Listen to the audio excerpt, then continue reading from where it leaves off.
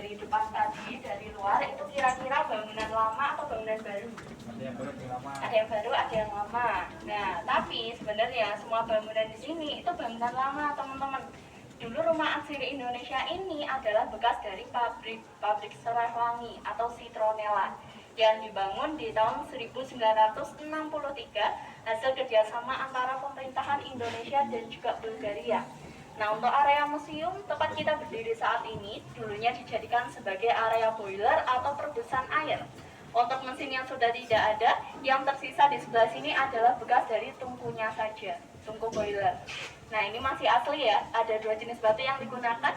Yang warnanya merah adalah batu bata lokal Indonesia, sedangkan yang warnanya putih adalah batu api yang terbuat dari elemen vulkanik, didatangkan langsung dari Bulgaria. Untuk cerobong asapnya juga masih ada di belakang itu. Gitu, jadi untuk struktur bangunan di sini semuanya masih asli, elemen tambahannya hanya kaca, kayu, dan juga baja. Termasuk dengan roster-roster bangunan ini yang ketika kita pegang akan terasa itu sendiri. Dia terbuat dari elemen vulkanik yang fungsinya untuk menahan tanah. Seperti itu. Oke. Nah, kemudian teman-teman nggak pernah menggunakan minyak atsiri.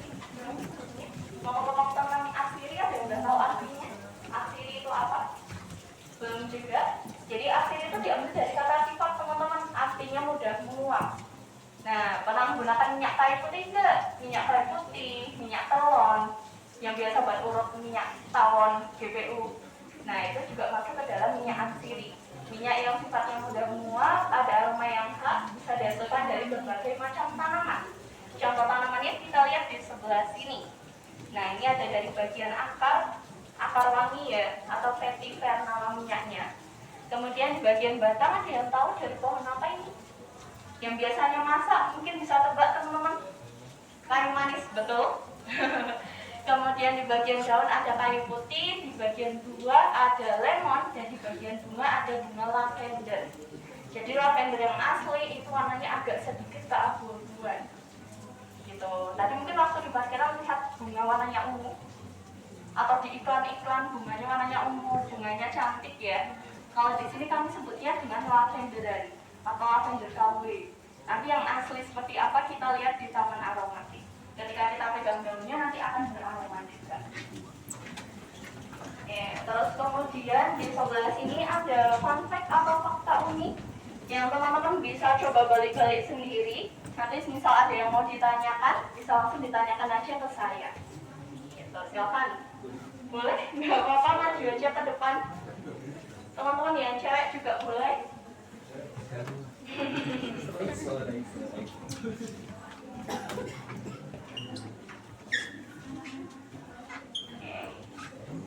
Terus di sini ada berapa jumlah bahan baku yang dibutuhkan untuk memproduksi 1 kilo minyak mawar. Coba ditebak.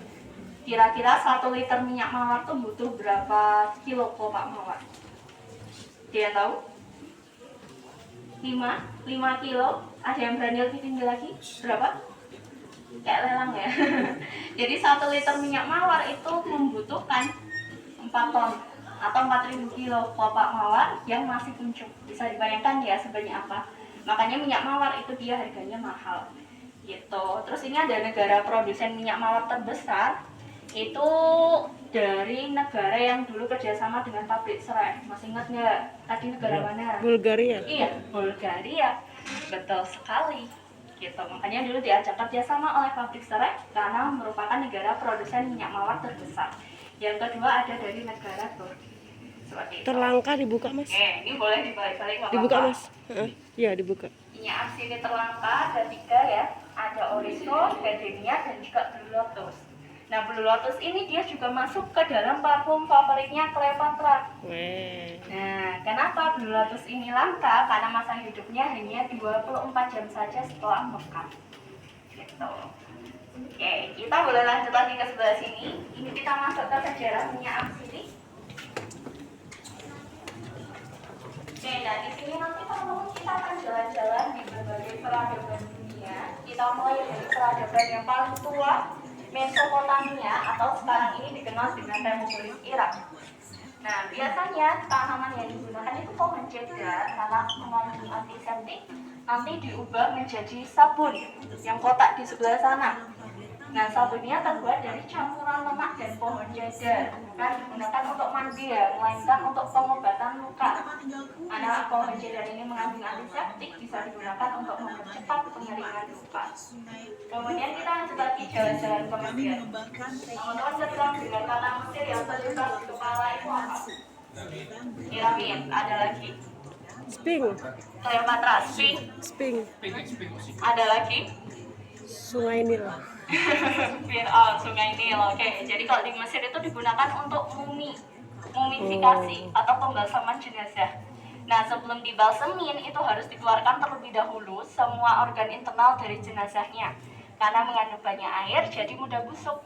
Supaya tidak busuk, dimasukkan ke dalam tanah pijat bersamaan dengan tanaman atsiri untuk menghilangkan aroma busuknya. Nah, selain itu mereka juga sudah mengenal penggunaan parfum. Ini mereka parfumnya masih dalam bentuk padat atau solid perfume. Ini teman-teman boleh coba ambil, kemudian dioles di pergelangan tangan. Silakan. Iya, teksturnya kayak pomade ya teman-teman. Yang mau boleh maju ke depan, boleh cobain, terus dihirup. Awal-awal hidup tuh aromanya agak mirip balsam atau mirip lilin, tapi nanti lama-kelamaan aroma manisnya akan kecium. Karena dia ada kayu manisnya, ada bunga lili, ada mur juga. Lebih cenderung ke bunga-bungaan dulu ya, Mbak? Oke. Hati ya, satu-satu ya teman-teman. Mau coba juga? Permisi Kak. Oke, coba dicium. Oke. Kalau sudah kita lanjut lagi, kita masuk ke peradaban Cina. Nah, di sini kita lihat ada simbol yang mirip di Avatar ya. Nah, ini namanya Yin and Yang, teman-teman. Jadi masyarakat Tiongkok itu percaya adanya penyakit disebabkan oleh ketidakseimbangan Yin and Yang, atau ada salah satu dari kelima elemen ini yang hilang. Nah, cara mengatasinya itu bisa menggunakan tanaman-tanaman herbal atau sering disebut dengan simplicia, tanaman yang sudah dikeringkan. Nah, contohnya ada di kanan dan juga di kiri kita. Ada dari kumis kucing, insulin, copomin. Penggunaannya itu bisa direbus. Kemudian nanti air hasil rebusannya diminum. Kalau di Jawa mirip dengan wedang uwu. Udah pernah coba wedang uwu? Pernah dengar? Udah. Nah, oke. Nah, kalau di Cina digunakan untuk pengobatan herbal, beda lagi kalau di India.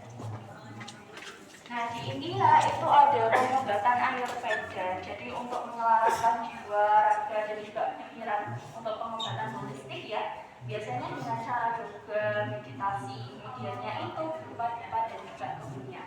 Kemudian kita geser lagi masuk ke peradaban Romawi dan Yunani kuno. Teman-teman boleh geser ke sebelah sini biar kelihatan. Nah, di sebelah sini ada patung dari bapak pengobatan bernama Hippocrates.